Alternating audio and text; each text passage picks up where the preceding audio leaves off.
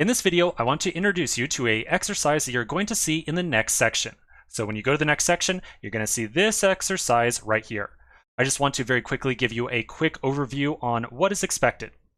So I'm going to blow up the code here. Give me just a second so you can actually see it. All right, come on, give me you. There we go.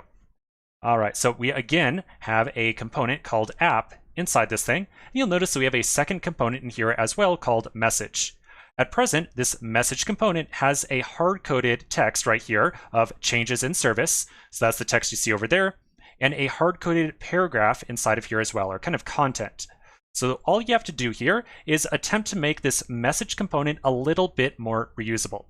So ideally, we would pass in this text, changes in service, and this text right here we just updated as props when we create that message component inside of the app up here. So in order to do this refactor, and I still encourage you to read the directions up here, you don't have to use that props.children thing that we just discussed in the last video. Instead, you can just add on two name properties to the message, just as we did a moment ago, back here inside of our index.js file with our comment detail. So you can do something very similar to what you see right here for author, time ago, and content.